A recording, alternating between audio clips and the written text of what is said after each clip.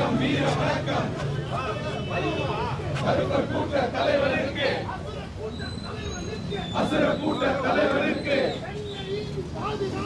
சென்னையின் பாதுகாவலுக்கு வீர வணக்கம் வீர வணக்கம் வீர வணக்கம் வீர வணக்கம் வீர வணக்கம் வீர வணக்கம் நீதி வேண்டும் நீதி வேண்டும் நீதி வேண்டும் நீதி வேண்டும் சமத்துவத்தின் தலைவருக்கு சமத்துவத்தின் தலைவருக்கு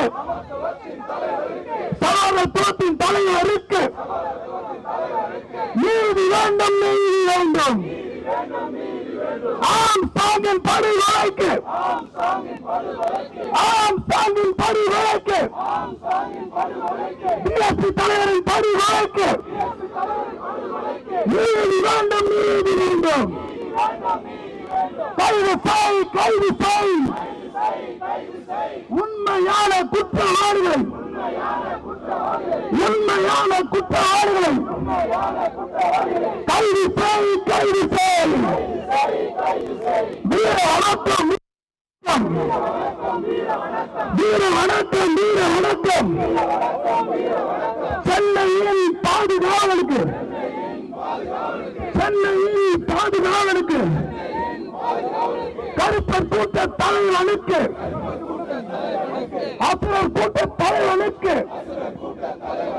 வீர வணக்கம் வீர வணக்கம் வீர வணக்கம் வீர வணக்கம் விடமாட்டோம் விடமாட்டோம் விடமாட்டோம் விடமாட்டோம் நீதி கிடைக்கும் வரை விடமாட்டோம் நீதி கிடைக்கும் வரை விடமாட்டோம் நீதி வேண்டும் நீதி வேண்டும் சமத்துவத்தின் தலைவருக்கு சமத்துவத்தின் தலைவருக்கு ஆம் சாங்கின் படுகொலைக்கு ஆம் சாங்கின் படுகொலைக்கு நீதி வேண்டும் நீதி வேண்டும் ஒடுக்கப்பட்ட மக்களுக்கு உழைக்கும் மக்களுக்கு கேடயமாய் வாழ்ந்திட்ட தலைவருக்கு வீர வணக்கம் ஒடுக்கப்பட்ட மக்களுக்கு உழைக்கும் மக்களுக்கு கேடயமாய் வாழ்ந்திட்ட கேடயமாய் வாழ்ந்திட்ட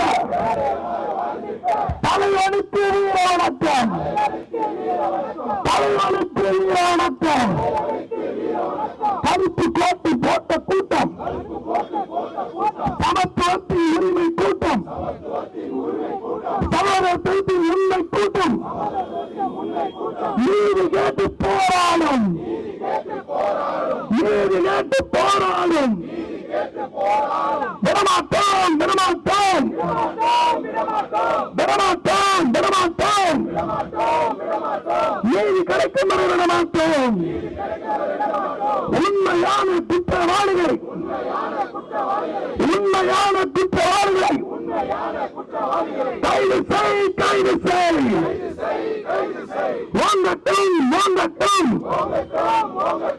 சமத்துவத்தின் தலைவரான சமத்துவத்தின் தலைவரான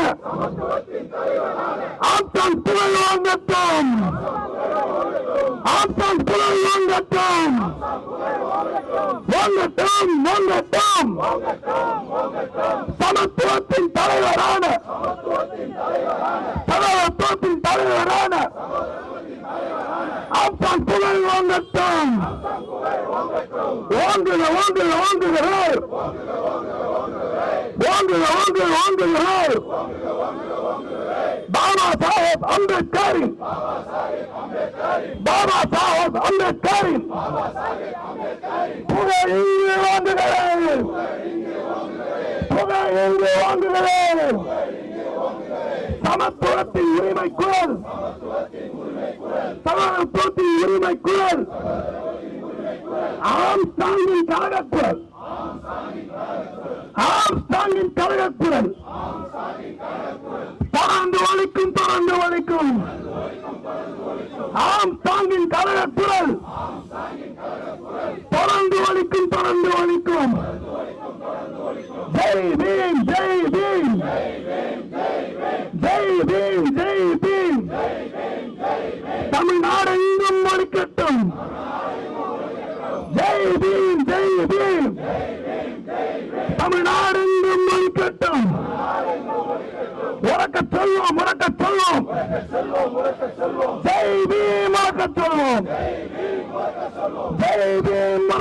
சொல்லுவோம். ஜெய் பீம், ஜெய் பீம், ஜெய் பீம், ஜெய் பீம், ஜெய் பீம், ஜெய் பீம்.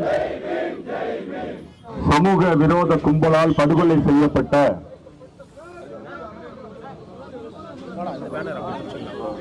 பிஎஸ்பி கட்சியினுடைய மாநில தலைவரும்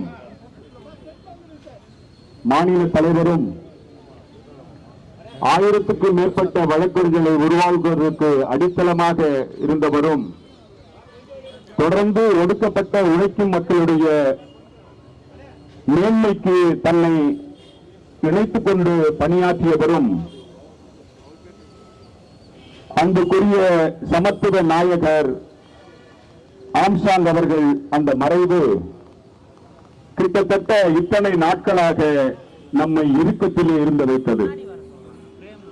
அவருக்கு ஆர்ப்பாட்டம் செய்வது மட்டுமல்லாமல் தொடர்ந்து படுகொலை செய்யப்பட்டு வருகின்ற வழக்கறிஞர்களுக்கு எப்படி மருத்துவர்களுக்கு பாதுகாப்பு சட்டம் இருக்கிறதோ அதை போல வழக்கறிஞர்களுக்கு பாதுகாப்பு சட்டம் வேண்டும் என்கின்ற கோரிக்கையோடு இந்த மாபெரும் கண்டன ஆர்ப்பாட்டம் இங்கே நடைபெற்றுக் கொண்டிருக்கிறது. இந்த கண்டன ஆர்ப்பாட்டத்தை ஜனநாயக வழக்கறிஞர் சங்கமும் சமத்துவ வழக்கறிஞர் சங்கமும் நீலம் சட்ட மையமும் இணைந்து இந்த ஆர்ப்பாட்டத்தை நடத்தி கொண்டிருக்கிறோம். நாளை மீண்டும் நம்முடைய அசோசியேஷன் சார்பாக மீண்டும் ஒரு கண்டன ஆர்ப்பாட்டம் நடைபெற இருக்கிறது என்பதை தெரிவித்துக் கொள்கிறேன். இந்த ஆர்ப்பாட்டத்திற்கு நம்முடைய தம்பி வழக்கறிஞர் தமிழ்வாணன் அவர்கள் முன்னிலை ஏற்று சிறப்பிக்கிறார்கள். தோழர்கள் பேச வருகின்ற தோழர்கள் ஒரு 3 நிமிடம் மட்டும் சம்பந்தமாக பேசிவிட்டு இந்த 2 கோரிக்கையும் வலியுறுத்தி பேச வேண்டும் என்று கேட்டுக்கொண்டு இந்த ஆர்ப்பாட்டம் துவங்கும் முகமாக கம்யூனிஸ்ட் கட்சியினுடைய ஆலோசகரும் நம்முடைய ஜனநாயக வழக்கறிஞர் சங்கத்தினுடைய ஆலோசகருமாக இருக்கின்ற அன்புக்குரிய மூத்த வழக்கறிஞர் ஐயா எஸ்கே அவர்கள் கண்டன உரையாற்றும்படி கேட்டுக்கொள்கிறார். அனைவருக்கும் வணக்கம். ஜெய் பீம். முன்னாடி வந்து ஒடுக்கப்பட்ட மக்களுடைய பாதுகாப்பு கேடயமான பகுஜன் சமாஜ் கட்சியினுடைய தமிழ்நாடு தலைவர் ஆம்ஸ்ட்ராங் படுகொலை செய்யப்பட்டார். நீதிகேட்டில் நீதிமன்றத்தின் வாயிலே இந்த நிகழ்ச்சியை நடத்தி கொண்டிருக்கிறோம். கம்யூனிஸ்ட் கட்சிக்கு இடது தேசிய கழகத்திற்கு மரியாதைக்குரிய ஆம்ஸ்ட்ராங் அவர்களோடு இருக்கிற ஒரு தொடர்பை இந்த நேரத்தில் சொல்லிக் கொள்ள விரும்புகிறேன். இந்த சென்னையிலே 200 வார்டுகளில் கொரோனா காலத்தில், புயல் வீசிய காலத்தில், பெருமழை அடித்த காலத்தில் இந்த நகரத்தை தூய்மைப்படுத்தியவர்கள் தூய்மைப்பணியாளர் நரேந்திர மோடி அவருடைய காலை கழுவினார். ஆட்சியாளர்கள் எல்லாம் ஆகாயத்தில் இருந்து அவர்கள் மீது மலர் தூவினார்கள். ஆனால் கொரோனா முடிந்த பிறகு மிதித்தார்கள், வெளியேற்றினார்கள். அவர்களுக்காக போராடுபவர்களை, அவர்களுக்காக பொருள் கொடுப்பவர்களை அவர்கள் பயங்கரவாதிகள் என்று சொன்னார்கள். பண மூட்டைகளுக்கு சொந்தக்காரர்கள் என்று சொன்னார்கள், ரவுடிகள் என்று சொன்னார்கள். யார் அந்த எளிய மக்களுக்கு ஆதரவாக நின்றோமோ அவர்களை அப்படி சொன்னார்கள். அந்த நேரத்திலே ஆம்ஸ்ட்ராங் அவர்களை சந்தித்தோம். நீங்கள் இந்த கோரிக்கையின் பக்கம், இந்த எளிய மக்களின் பக்கம் நிற்பதாக செய்தி போனாலே ஆதிக்க கூட்டங்கள் எல்லாம் அடங்கி போவார்கள்.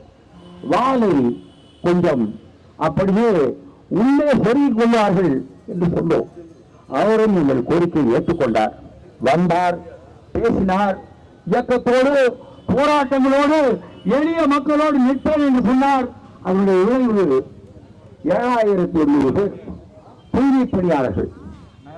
பெருநகர சென்னை மாநகராட்சி ஆம்ஸ்ட்ராங் அவருடைய ஒத்துழைப்பால் 48 கோடி ரூபாயை அவர்களுக்கு எண்ணி வைக்க வேண்டிய தேவை வந்தார்.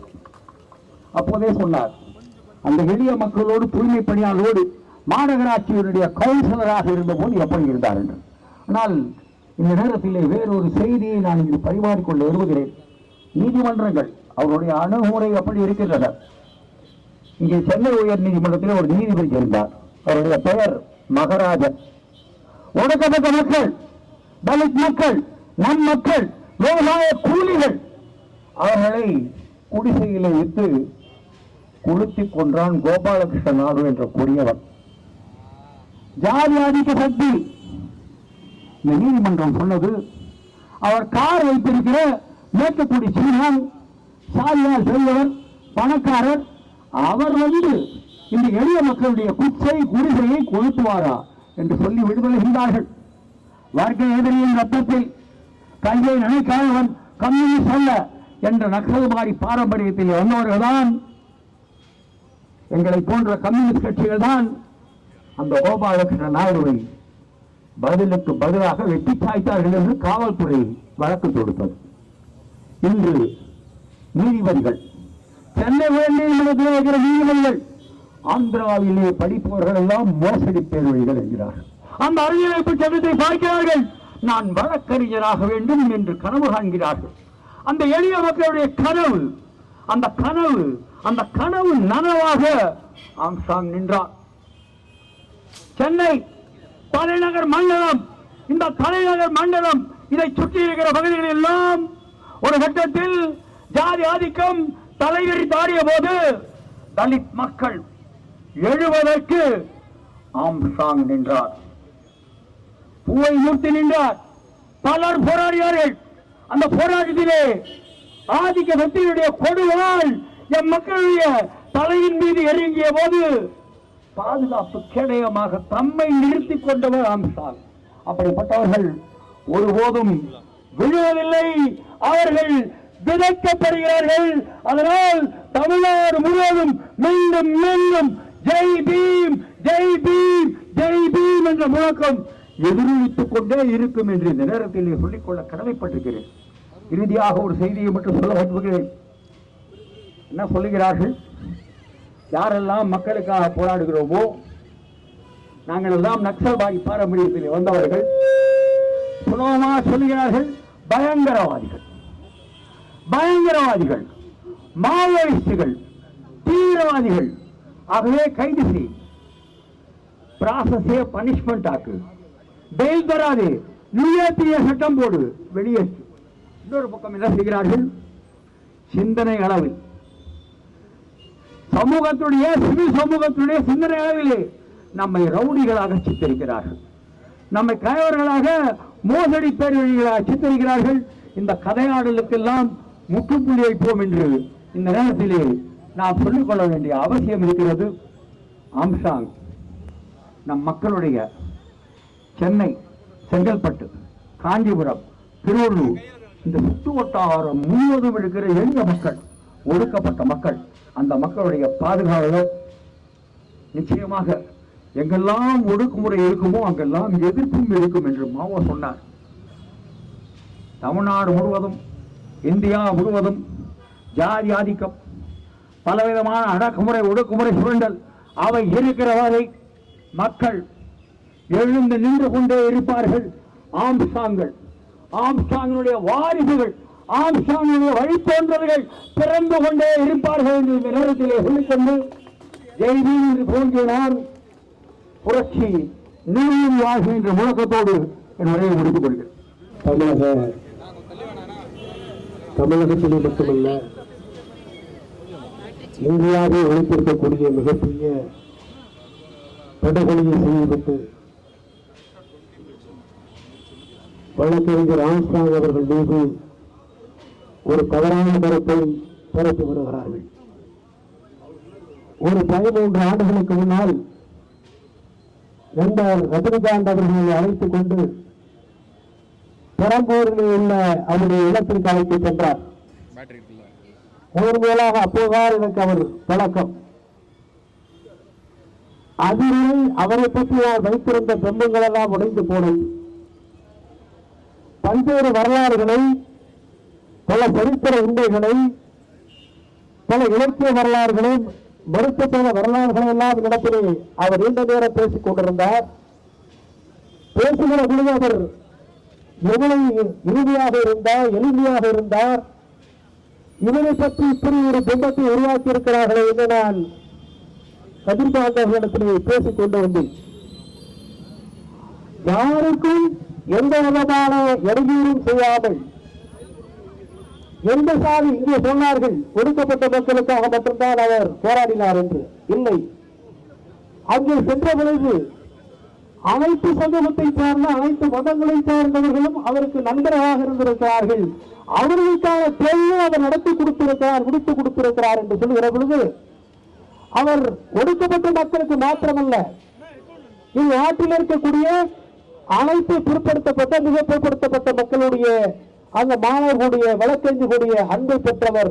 அவர்களுக்கு தேவையான உதவிகளை செய்திருக்கிறார். அவற்றை நாம் மறக்க முடியாது. ஆனால் ஒரு மிகப்பெரிய கொடூரத்தை செய்துவிட்டு, மிகப்பெரிய படுகொலையை செய்துவிட்டு உடனடியாக நாங்கள் தான் செய்தோம் என்று ஒரு சிலர் காவல்துறையினை சரணடைந்திருக்கிறார்கள் என்று சொன்னால் இந்த நாட்டினுடைய சட்டம் ஒழுங்கு எப்படி இருக்கிறது?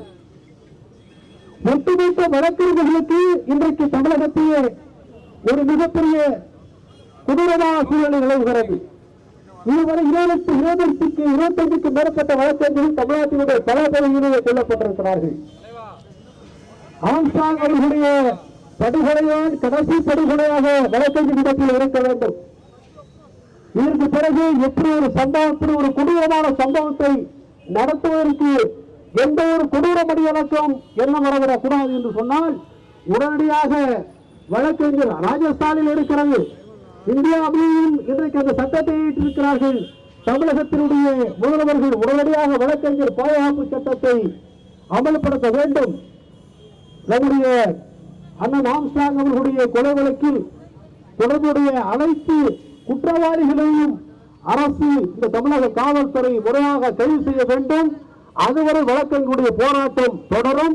நாளை சென்னை உயர்நீதிமன்ற வழக்கறிஞர்கள் சங்கத்தின் சார்பிலே மிகப்பெரிய போராட்டத்தை கண்டன ஆர்ப்பாட்டத்தை நடத்துள்ளோம். நம்முடைய ராஜேஷ் அவர்களும் இந்தியன் அவர்கள் ரகு அவர்கள் எல்லாம் மிகப்பெரிய ஏற்பாட்டை செய்து கொண்டிருக்கிறார்கள். அதிலும் நம்முடைய வழக்கறிஞர்கள் அனைவரும் பங்கேற்க வேண்டும் என்று கூறி ஜெய்பீம் என்று கூறி விடைபெறுகிறேன். வணக்கம்.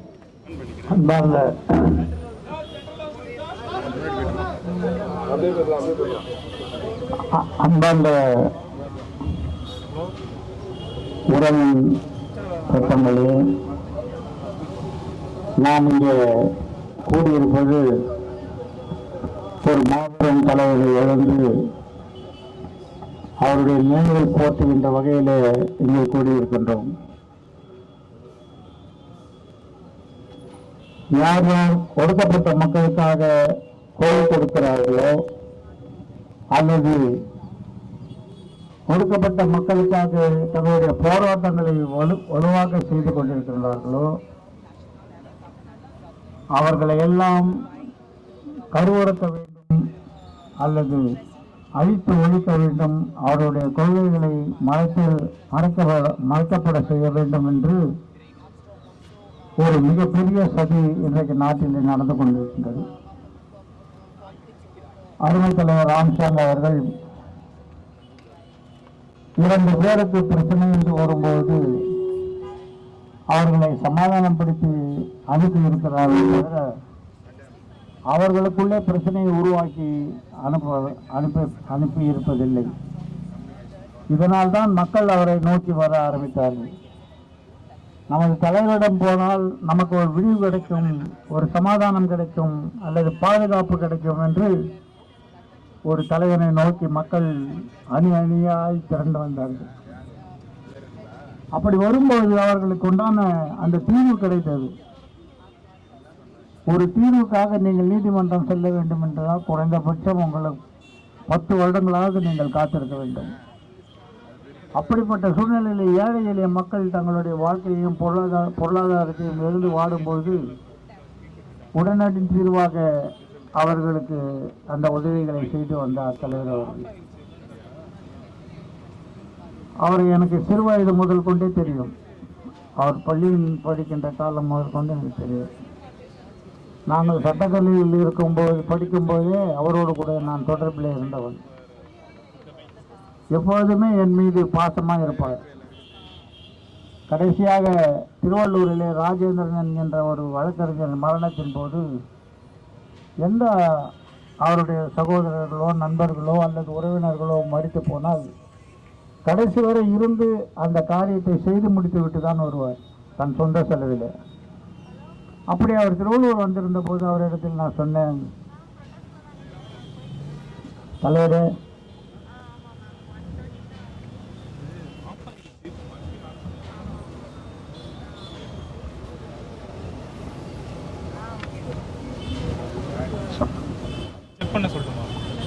எனக்கு நீங்கள் இப்படிப்பட்ட இறுதி மரியாதை செலுத்த வேண்டும் என்று கேட்டுக்கொண்டேன். ஆனால் அவனுக்கு செய்ய வேண்டிய நேரம் இன்றைக்கு வந்துவிட்டது. இதை திட்டமிட்டது இவர்கள் யார் என்று நமக்கு எல்லோருக்குமே தெரியும். அவரை அழிக்க நினைப்பவர்கள் யார் என்று நமக்கு எல்லாருக்குமே தெரியும். தலைவர் அவர்களை கமிஷனர் சொல்லுகிறார், அவர் மீது 4 குற்ற வழக்குகள் இருந்தது. ஆனால் அதையெல்லாம் அவர் ஜெயித்து விட்டார். குண்டர் தடுப்பு சட்டம் இருந்தது, அதையும் அவர் தடுத்து விட்டார் என்று சொல்லுகிறார்கள். நடந்த குற்றத்திற்கு என்ன பதில் என்பதை சொல்வதற்கு பதிலாக மறித்து போனவரை குற்றவாளியாக காட்டுகின்ற வேலையில் கமிஷனர் ஈடுபட்டிருக்கிறார் என்று சொன்னால் அவர் யார் பக்கம் நிற்கிறார் என்பதை நீங்கள் புரிந்து கொள்ள வேண்டும். ஒரே ஒரு உதாரணத்தை நான் சொல்லி முடித்துக் கொள்ளாத விடுகிறேன். தேசப்பிதா மகாத்மா காந்தி அவர்கள் எத்தனை முறை சிறை சென்றிருப்பார் என்று உங்களுக்கு தெரியும். ஜவஹர்லால் நேரு அவர்கள் எத்தனை முறை சிறை சென்றிருப்பார்கள் என்று தெரியும். ஒருவரை சிறையில் அடைக்கும் போது வழக்கு பதிவு செய்யாமலா சிறையில் அடைப்பார்கள்? ஆனால் அவர்கள் தான் மகாத்மாவாகவும் அவர்கள் தேசப்பிதாவாகவும் மாறும்போது ஏழை எளிய மக்களுக்காக போராடிய வழக்குகள் இருக்கிறது என்று சொல்லக்கூடிய நம்ம தலைவர் அவர்களை குற்றவாளியாக சித்தரித்துக் கொண்டிருப்பது போலீசினுடைய ஒரு சதியாகும். இதில் மிகப்பெரிய அளவு பெரிய பெரிய இடங்களில் இருந்தெல்லாம் ஆட்கள் வந்து இந்த காரியங்களை செய்து கொண்டிருக்கின்றார்கள். பொய்யான குற்றவாளிகளை அவர்கள் இங்கே நடமாட விட்டிருக்கிறார்கள் என்று சொல்லி பார்க்கும்போது இது ஒரு சாதாரண ஒரு வழக்குகளில் நடக்கின்ற ஒரு செயலை போல காட்டுகிறார்கள். இவர் ஒரு தலைவர், ஒரு அனைத்து இந்திய கட்சியினுடைய தலைவர். அப்படிப்பட்ட சூழ்நிலையில் அவரை ஒரு சாதாரண மனிதனாக, ஒரு சாதாரண குற்றவாளியாக காட்ட வேண்டும் என்று காவல்துறை விரும்புகிறது.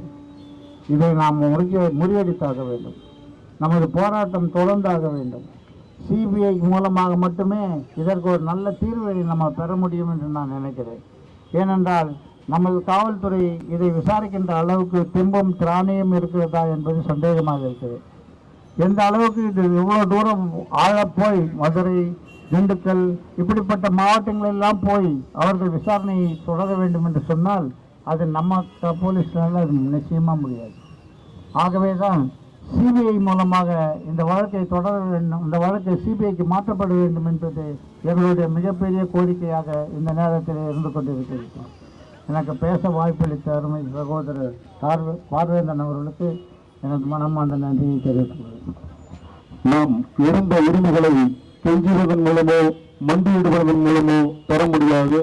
இடைவிடாத போராட்டங்களின் மூலம் மட்டுமே பெற முடியும் என்ற புரட்சியாளர் அம்பேத்கர் அவர்களுடைய வார்த்தைகளுக்கு ஏற்ப சமத்துவ தலைவரின் படுகொலை நடந்து 7 நாட்கள் கடந்த பின்பும் சிபிஐக்கு மாற்றம் கோரியும் பல்வேறு கோரிக்கைகளை வலியுறுத்தியும் இந்த ஆர்ப்பாட்டம் நடைபெற்றுக் கொண்டிருக்கிறது.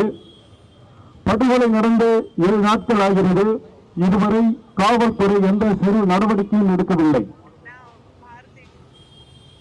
அப்பகுதியில் உள்ள சிசிடிவி எதையும் இதுவரை கைப்பற்றவில்லை. கிட்டத்தட்ட 40 நபர்கள் அந்த படுகொலையை நிகழ்த்தியிருக்கிறார்கள். ஆனால் திட்டமிடப்பட்ட 8 நபர்கள் காவல் நிலையத்தில் சரண்டர் ஆகியிருக்கிறார்கள். அவர்களை இதுவரை காவலில் எடுத்து விசாரிப்பதற்கு காவல்துறை எந்த முனைப்பும் காட்டவில்லை. இதுவரை விசாரணைக்கு எடுக்கப்படவில்லை. உண்மையான குற்றவாளிகள் யார் என்று இதுவரை காவல்துறையால் கண்டுபிடிக்கப்படவில்லை. மாறாக நாங்கள் காவல்துறை மீது நுண்ணறிவு பிரிவு மீது குற்றம் சாட்டி இருக்கிறோம். ஆனால் இன்று வரை 7 நாட்கள் கடந்த பின்பும் குறைந்தபட்சம் சிபிசிஐடி மாற்றுவதற்கு இந்த அரசு தயாராக இல்லை. எந்த காவல்துறையை குற்றம் சாட்டி நாங்கள் போராட்டம் நடத்தி கொண்டிருக்கிறோமோ அதே காவல்துறையை வைத்து இன்று வரை விசாரணை நடத்தி கொண்டிருக்கிறது. காவல்துறைக்கு இந்த வழக்கில் தொடர்பு இருக்கிறது. கிட்டத்தட்ட 2007ஆம் ஆண்டு முதல் நாங்கள் சமத்துவ தலைவரோடு பயணித்துக் கொண்டிருக்கிறோம். கல்லூரி காலம் முதல் எங்களை அரவணைத்து இன்றைக்கு நாங்கள் வழக்கறிஞர்களாக இருக்கிறோம் என்று சொன்னால் அது அண்ணன் ஆம்ஸ்ட்ராங் அவர்களுடைய அரவணைப்பு, அவருடைய உதவி, அவர் எங்களை இங்கு அரண் போல் காத்து இந்த அளவுக்கு உருவாக்கி இருக்கிறார். ஆனால் அரசு அவருடைய படுகொலைக்கான உண்மை குற்றவாளிகளை கைது செய்யாமல் அவர் ஒரு மிகப்பெரிய ரவுடி என்ற ஒரு பொய்யான பிம்பத்தை சித்தரித்துக் கொண்டிருக்கிறது. நாங்கள் இந்த அரசுக்கு ஒன்றை சொல்லுகிறோம். உச்ச நீதிமன்றத்தினுடைய நீதிபதிக்கு எவ்வளவு அரசியலமைப்பு சட்ட அறிவு இருக்கிறதோ அதை விட அதிகமான அரசியலமைப்பு சட்ட அறிவை பெற்றவர் தான் எங்கள் சமத்துவ தலைவர் அவர்கள். அவருடைய அலுவலகத்திற்கு சென்றால் முதலில் வரவேற்பது அரசியலமைப்பு சட்ட புத்தகம் தான். அவர் நீதிமன்றத்துக்கு வரவில்லை தவிர ஒவ்வொரு நாளும் இந்திய தண்டனை சட்டம், இந்திய குற்றவியல் நடைமுறை சட்டம், அரசியலமைப்பு சட்டத்தை முழுமையாக எங்களுக்கு ஒவ்வொரு நாளும் சொல்லிக் கொண்டிருந்தார். வடசென்னையில் காவல்துறையால் பாதிக்கப்படுகின்ற ஒவ்வொரு நபர்களும் அண்ணன் அவர்களை சந்திக்கின்ற பொழுது இந்த வழக்கு உயர்நீதிமன்றத்தில் தாக்கல் செய்யப்பட வேண்டும், இந்த வழக்கு மனித உரிமைகள் ஆணையத்தில் தாக்கல் செய்யப்பட வேண்டும் என்று எங்களுக்கு தொடர்ச்சியாக ஒரு கிட்டத்தட்ட 100-150 வழக்கறிஞர்களுக்கு தொடர்ச்சியாக பொருளாதார உதவிகளை வழங்கி இன்றைக்கு தர்மபுரி இளவரசன் வழக்கு, சேலம் கோகுல்ராஜ் வழக்கு, கடலூர் பாச்சாரப்பாளையம் வழக்கு, அரக்கோணத்தில் நடைபெற்ற இரட்டை படுகொலை வழக்கு, ஏன் இன்றைக்கு நான் உச்ச நீதிமன்றத்தில் தாக்கல் செய்த வேங்கை வழக்கு கூட அண்ணன் அடிப்படையில் தான் தாக்கல் செய்யப்பட்டது. அப்படிப்பட்ட ஒரு நபரை இன்றைக்கு இந்த அரசு தவறாக சித்தரித்துக் கொண்டிருக்கிறது. இந்த அரசு செய்ய வேண்டியது ஒரே ஒரு உதாரணம் நாங்கள் சொல்கிறோம். ஒரு காவல்துறை அதிகாரி திருநின்றவரை சேர்ந்த ஒரு நபரை அடித்து காலை உடைத்து விட்டார். அண்ணன் சொல்லி நான் தான் மனித உரிமைகள் ஆணையத்தில் அந்த வழக்கை தாக்கல் செய்தேன். இறுதி கட்டத்திற்கு வந்தபோது அந்த காவல்துறை அதிகாரிக்கு அபராதமும் நடவடிக்கை எடுப்பதற்கான பரிந்துரைக்கு தயாராக இருந்தபோது அந்த உதவி ஆய்வாளர் நேரடியாக ஆம்ஸ்ட்ராங் அண்ணனிடம் வந்து இதுபோல் எனக்கு குடும்பம் இருக்கிறது, என்னுடைய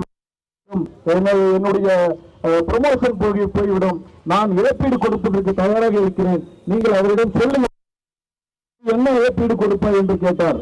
நான் 10 லட்சம் கொடுக்கிறேன் என்று சொன்னார். அந்த காவல் உதவியாளர்கள் நான் கூட இருக்கிறேன். அப்போது அண்ணன் அவர்கள் சொன்னார், நான் 20 லட்சம் உனக்கு கொடுக்கிறேன், நீ இந்த வேலையை விட்டு போய்விடு என்று சொன்னார்.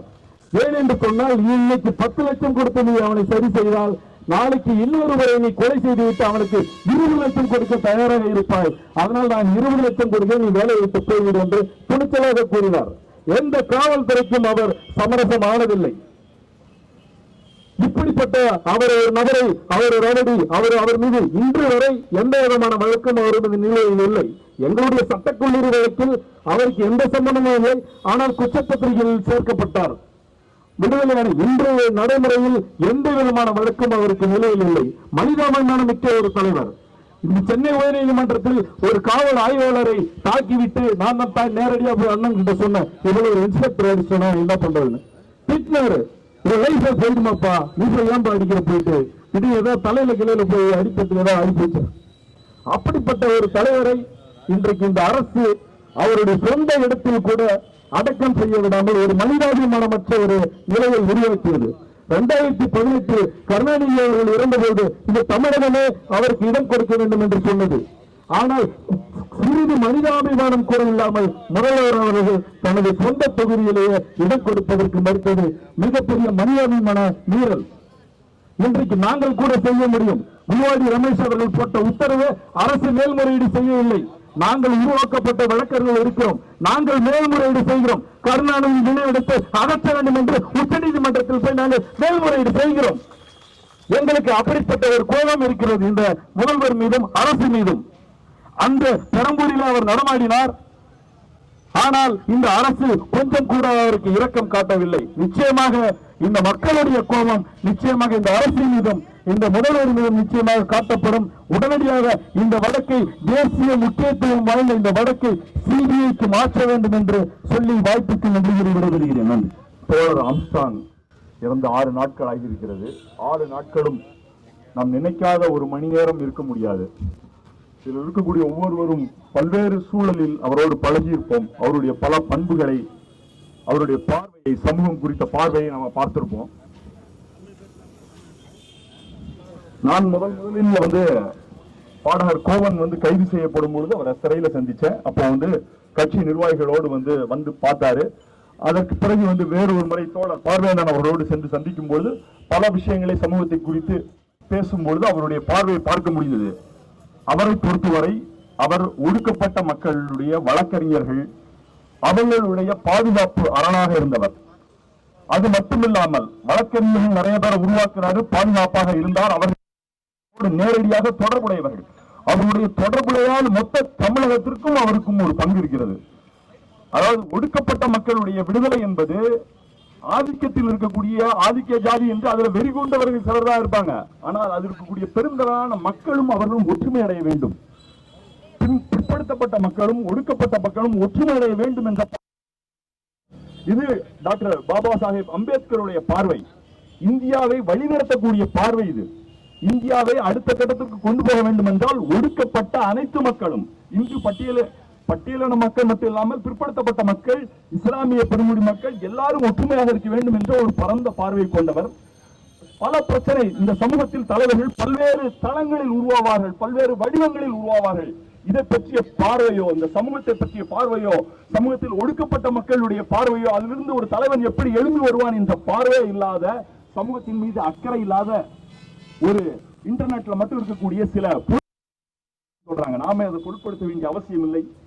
ஆனால் அப்படிப்பட்ட அந்த பார்வை என்பது எது வேதனை அளிக்கிறது என்றால், அந்த பார்வை ஆட்சி அதிகாரத்தில் இருக்கக்கூடிய தலைமையில் இருப்பவர்கள் வரைக்கும் பிரதிபலிக்கிறது. அதுதான் வேதனை அளிக்கிறது. அப்படிப்பட்ட பிரதிபலி அந்த முள்ளை வந்து நோண்டி எடுக்க வேண்டிய பொறுப்பு சமூகத்தில் உள்ள அக்கறை உள்ள நமக்கு இருக்கிறது.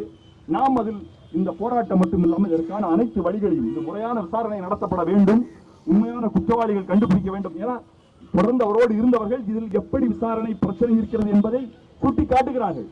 அப்படி சுட்டி காட்டும் பொழுது அந்த விசாரணை இல்லைன்னா திடீரென்று கமிஷனர் மாற்றப்படுகிறார், திடீரென்று அதனால் வரைக்கும் போய் இங்கதான் வந்து போஸ்ட்மார்டம் நடக்குது, இங்க எல்லா தலைவர்களும் வந்து பாக்குறாங்க, பள்ளிக்கூடத்தில் வச்சிருந்தாங்க, அடுத்த நாள் முதலமைச்சர் போய் பார்க்கிறாரு, ஏதோ ஆஃப் பண்றதுக்கான முயற்சி செய்வதாக சந்தேகம் இருக்கிறது. அப்போ அந்த சந்தேகத்தை நிவர்த்தி செய்ய வேண்டும். இல்லையென்றால் அவர் இது உண்மையான குற்றவாளிகள் தண்டிக்கப்படுவதை அவர்கள் கூண்டில் ஏற்றும் வரை நாம விடப்போவதில்லை. தோழர் ஆம்ஸ்ட்ராங்குடைய நினைவு, அவருடைய பங்களிப்பு இந்த சமூகத்துக்கு நாம் எடுத்து செல்ல வேண்டும். பெரும்பான்மையான மக்கள் அதை புரிந்து வைத்திருக்கிறார்கள். அவர்கள் எந்த பின்னணியில் இருந்து வந்தாலும் சரி, இப்படி ஒரு பங்களிப்பு செய்யக்கூடிய தலைவரா, இவ்வளவு மென்மையாக பேசக்கூடியவரா, இப்படி பார்வை உள்ளவரா, இப்படி எல்லாரையும் சகோதரத்துவமாக கொண்டு போகக்கூடியவரா, இதை நாமும் எல்லா மக்களுக்கும் கொண்டு சேர்க்க வேண்டிய கடமையும் இருக்கிறது. இன்னும் அவர் விதைக்கப்பட்டிருக்கிறார். நூற்றுக்கணக்கான ஆம்ஸ்ட்ராங்கள் உருவாக வேண்டும், இதே சென்னையில் உருவாக வேண்டும் என்று கூறி விடைபெறுகிறேன்.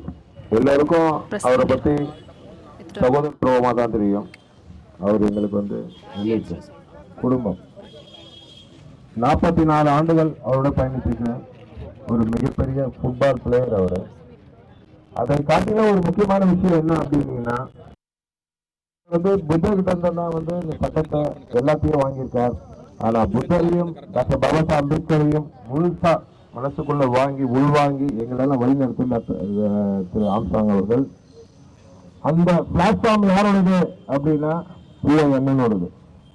இது எல்லாரும் மறந்துடும். பூவை அண்ணன் அமைச்சு கொடுத்த அந்த பிளாட்ஃபார்ம்ல தான் என்னுடைய சகோதரன் அதுல வந்து வாக் பண்ணி எங்களெல்லாம் வழி நடத்தி கொண்டு வந்திருக்காரு. இதை வந்து அவருக்கு தப்பா ஒரு இப்ப கூட வந்து கமிஷனர் ஆஃபீஸ்ல கம்ப்ளைண்ட் கொடுக்க போனோம். அந்த கம்ப்ளைண்ட் விஷயம் பாத்தீங்க அப்படின்னா ரொம்ப வேதனையா இருக்குது. அவர் ரவுடிங்கிறான். அந்த பிரகாஷ் அந்த ரமேஷ் யாருன்னே எங்களுக்கு பெரம்பூர்ல தெரியாது. அவர் உதயபாலன் சொன்ன மாதிரி அவர் யாருன்னே எங்களுக்கு தெரியாது. அவர் வந்து ரவுடிங்கிறான், என்னென்னமோ பட்டத்தை கட்டுறான். அதை காட்டிலும் அவர் பொதுமக்களுக்கு எவ்வளவு செஞ்சிருக்காருன்னு யாருன்னா அங்க இருக்க பகுதி மக்கள் எல்லாருக்கும் தெரியும். ஈவன் சார் சொன்ன மாதிரி சிறுபான்மை மக்களை கேளுங்க. ஒரு சின்ன விஷயம்னா வேலையை முடிக்காம அந்த இடத்த நகரவே மாட்டார்.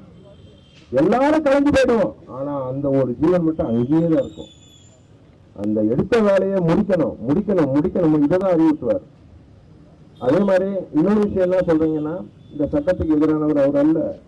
எந்த ஒரு விஷயமா தானே நீ நீதிமன்றத்தை அப்ரோச் பண்ண, நீ வழக்கு போடு, நீ இப்படி செய் அப்படி செய்ய அறிவித்துவார். இந்த நேரம் நீ போய் அவனை அடி, இவனை போய் பூடி, இந்த மாதிரி சொல்லவே கிடையாது. இது நெருங்கிய நண்பர் திரு மாசுதான் தெரியும். இந்த மாதிரி ஒரு சின்ன விஷயத்த வந்து தவறா சித்தரிச்சுட்டு இருக்காங்க. டெய்லி ஒரு நியூஸ் இருக்காங்க. அவெல்லாம் எவ்வளவு கைகூலியா இருப்பான்னு எனக்கே ரொம்ப வருத்தமா இருக்கிறது. நெருங்கியவர்கள் சொல்லிட்டு ஒரு பெரிய சர்க்கிளே ஒரு கூட இருக்கு. அந்த ஒரு சர்க்கிள் கிட்டே கேட்காம அவர் இஷ்டம் போல பேட்டி கொடுக்குறாங்க, என்னென்னமோ பேசுறாங்க.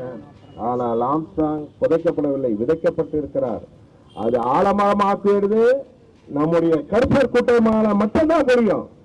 இதுக்கு வந்து நீதி பெறணும். நீதி உண்மையான குற்றவாளிகளை கைது செய்து இது கண்டிப்பாக தண்டிக்கப்பட வேண்டும்.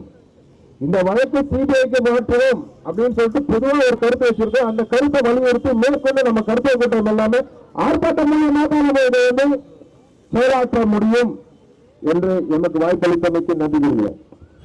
சமத்துவ தலைவர், வழக்கறிஞர், என் அன்பு சகோதரர் ஆம்ஸ்ட்ராங் அவர்களுடைய படுகொலையை கண்டித்து அதில் சம்பந்தப்பட்ட உண்மை குற்றவாளிகளை கைது செய்ய வேண்டும் என்று வலியுறுத்தி வழக்கை சிபிஐக்கு மாற்ற வேண்டும் என்ற கோரிக்கையை வைத்து கூடுதலாக வழக்கறிஞர்கள் பாதுகாப்பு சட்டத்தை உடனடியாக நடைமுறைக்கு கொண்டு வர வேண்டும் என்ற காரணத்தை எல்லாம் வலியுறுத்தி இந்த ஆர்ப்பாட்டம் நடந்து கொண்டிருக்கிறது. இந்த ஆர்ப்பாட்டத்தில் கலந்து கொண்டிருக்கின்ற ஒவ்வொருடைய நெஞ்சிலும் என்றென்றும் வாழ்ந்து கொண்டிருக்கின்ற தலைவர் ஆம்ஸ்ட்ராங் அவர்கள் புகழ் என்றென்றும் ஓங்கும். எல்லோரும் சொன்னது போல அவர் இறக்கவில்லை, விதைக்கப்பட்டிருக்கிறார். பல போராட்டங்களை நாங்கள் பார்த்திருக்கிறோம், வழக்கறிஞர்கள் நாம் சந்தித்திருக்கிறோம். பல போராட்டங்களிலே வெற்றி பெற்றிருக்கிறோம், பல போராட்டங்களிலே தோல்வியிருக்கிறோம். இந்த போராட்டம் வெற்றிகரமான ஒரு போராட்டமாக அமைய வேண்டும் என்பதிலே எல்லோருக்கும் ஒத்த கருத்து இருக்க வேண்டும். தனித்தனியாக குழு குழுவாக செய்வதை விட எல்லோரும் ஒன்று சேர்ந்து கட்சி, ஜாதி, மதம், இனம், சங்கங்கள் என்று பிரிவினை இல்லாமல் ஒன்றாக சேர்ந்து நாம் இந்த போராட்டத்தில் கையெடுக்க வேண்டும். நம்ம எல்லோருக்கும் தெரியும், வழக்கறிஞர் சங்கோஷனுடைய மகனுடைய கொலை என்னானது என்று தெரியும்.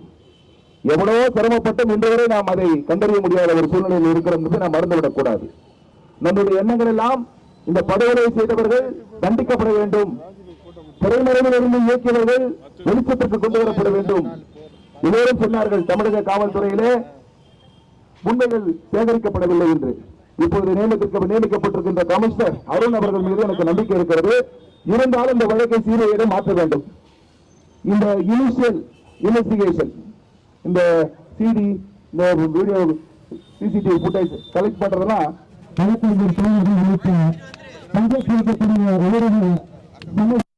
ஊடக பத்திரிகையாளர்கள் உள்ளிட்ட அனைவருக்கும் இந்த நேரத்தில் நன்றியை தெரிவித்துக் கொள்கிறேன்.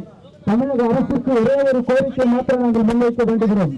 தலைவர் கலைஞர் அவர்கள் மறைந்த போது அவரை நினைவிடத்தை நாங்கள் ஆதரித்தோம். அந்த வகையில் அந்த ஆம்ஸ்ட்ராங் அவர்கள் வசித்த வீட்டையோ அல்லது தலைமை அலுவலகத்தையோ அவருடைய நினைவிடமாக ஒரே ஒரு கோரிக்கையை தமிழக அரசிடம் வைத்து இந்த போராட்டத்தில் பங்கேற்ற அத்தனை தோழர்களுக்கும் நண்பர்களுக்கும் நன்றி தெரிவித்து நிறைவு செய்கிறேன். நன்றி, வணக்கம். தமிழக அரசு தோழர்கள் எல்லாருக்கும் பூ வந்துருச்சா? பூ எல்லாருக்கும் சீக்கிரம் வாங்க, சீக்கிரம் கொடுங்க. அங்கெல்லாம் வந்துருச்சா பூ உங்களுக்கு?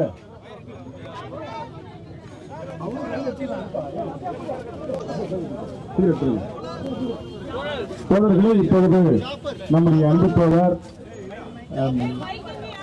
புரட்சி பாரதம் கட்சியினுடைய சிறுபான்மை பிரிவு தலைவர் அன்புக்குரிய தாமஸ் பர்னபாஸ் அவர்கள் முழக்கம் எழுப்புகின்ற பொழுது நீங்கள் நம்முடைய அன்பு அண்ணன் சமத்துவ தலைவர் ஆம்ஸ்ட்ராங் அவர்களுக்கு மலர் தூவி அஞ்சலி செலுத்த வேண்டும்.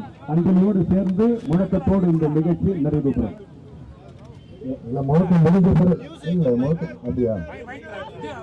சமுதாயம் மானம் காக்க போராடி உயிர் நீத்த சமத்துவ போராளி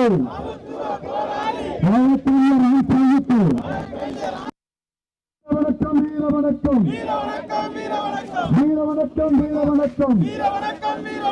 ஜெய் பீம் என்ற கோஷத்தை தமிழக முழுக்கம் பறைசாற்றிய சமத்துவ தலைவருக்கு வீர வணக்கம், வீர வணக்கம். கடந்த 5/7/2024 அன்று பிஎஸ்பியினுடைய தமிழ்நாடு தலைவர் கே ஆம்ஸ்ட்ராங் அவர்கள் வெட்டி படுகொலை செய்யப்பட்டிருக்கிறார். கடந்த 5/7/2024 அன்று பிஎஸ்பியினுடைய தமிழ்நாடு தலைவர் வழக்கறிஞர் கே ஆம்ஸ்ட்ராங் அவர்கள் படுகொலை செய்யப்பட்டிருக்கிறார். இந்த படுகொலைக்கு நீதி கோரி உண்மை குற்றவாளிகளை கைது செய்ய கோரி வழக்கறிஞர் பாதுகாப்பு சட்டம் கொண்டு வர இன்றைக்கு சமத்துவ வழக்கறிஞர் சங்கம், ஜனநாயக வழக்கறிஞர் சங்கம், நீளம் பண்பாட்டு மையம் சார்பிலே இன்னைக்கு சென்னை உயர்நீதிமன்ற வாசலிலே இன்னைக்கு நாங்கள் ஆர்ப்பாட்டம் நடத்தி கொண்டிருக்கிறோம். எங்களுடைய கோரிக்கையை தமிழ்நாடு அரசு நிறைவேற்ற வேண்டும். உண்மை குற்றவாளிகளை இந்த வழக்கில் சமத்துவ தலைவர் ஆம்ஸ்டாங் அவருடைய கொலை வழக்கில் கைது செய்ய நடவடிக்கை எடுக்க வேண்டும். முறையான நீதி விசாரணை எடுக்க வேண்டும். காவல்துறை அதிகாரிகள் சம்பந்தப்பட்டிருந்தாலோ யார் சம்பந்தப்பட்டிருந்தாலோ அவர்களை கைது செய்து சிறையில் அடைக்க வேண்டும் என இங்கு நாங்கள் ஆர்ப்பாட்டம் நடத்தி கொண்டிருக்கிறோம். எங்களுடைய கோரிக்கை தமிழ்நாடு அரசு ஏற்காவிடில் கடுமையான விளைவுகளை சந்திக்க வேண்டி வரும் என வழக்கறிஞர் சமூகத்தின் சார்பிலே நாங்கள் தெரிவித்துக் கொள்கிறோம். அதாவது தோழர்களே, இது தேவையில்லாம இந்த 6 நாளா அவரை சமூக விரோதியா சித்தரிக்கிறாங்க. பத்திரிகையாளர் உங்களிடத்துல நாங்க கெஞ்சி கேட்டுக்கிறோம். அவர் மீது ஒரு வழக்கு கூட இன்னைக்கு வரைக்கும் இல்லை. நம்முடைய தோழர் அர்ஜுன் அவர்கள் சொன்னதை போல ஒரு வழக்கு இருந்தா கூட ஒரு முதலமைச்சர் புரோட்டோகால் இருக்கிற முதலமைச்சர் வீட்டுக்கு போய் சந்திக்க மாட்டார். ஆகவே அவர் மீது வருகின்ற அவதூறுகளை அருள் கூர்ந்து நீங்கள் தடுக்க வேண்டும் என்று கேட்டுக்கொள்கிறோம். மேலும் வழக்கறிஞர் பாதுகாப்பு சட்டம் என்பது தொடர்ந்து நாங்கள் வலியுறுத்திக் கொண்டே வருகிறோம். வழக்கறிஞர் பாதுகாப்பு சட்டத்திற்கு தமிழ்நாடு இப்போ நடக்க இருக்கின்ற சட்டமன்ற கூட்டத்தொடரில் வழக்கறிஞர் பாதுகாப்பு சட்டத்தை ஏற்க வேண்டும் என்று நாங்கள் கேட்டுக்கொள்கிறோம். சார், மக்களுக்கு ஒரு பிரச்சனைனா வழக்கறிஞர்கிட்ட வருவாங்க. தமிழ்நாட்டில் வழக்கறிஞர்களுக்கே பாதுகாப்பு இல்லாத சூழ்நிலை இருக்கு. எப்படி பாக்குறீங்க? அதுக்கு தான் சிறப்பு சட்டம் வேணும் நாங்க கேட்கிறோம். சிறப்பு சட்டம் சீக்கிரம் ஏற்றுவாங்க என்று நாங்கள் நினைக்கிறோம். இல்ல சார், இப்போ திருமாவளவன் அவர்கள் இதற்காக அதிகாரிகள் மேலும் காவல்துறை மேலும் குற்றச்சாட்டு முன்வைக்கிறாரே தவிர கூட்டணி கட்சியில் இருக்கக்கூடிய முதலமைச்சர் மேல அவர் எந்த குற்றச்சாட்டும் முன்வச்ச மாதிரியும் தெரியல, கேள்வி கேட்ட மாதிரியும் தெரியல. ரஞ்சித் அவர்கள் முன்வச்ச 7 கேள்வியில கூட ரஞ்சித், அதாவது திருமாவளவன் அவர்கள் ஒரு கேள்வி கூட மு க ஸ்டாலின் அவர்கள் எதிர்த்து கேள்வி கேட்கல. இது எப்படி பாக்குறீங்க?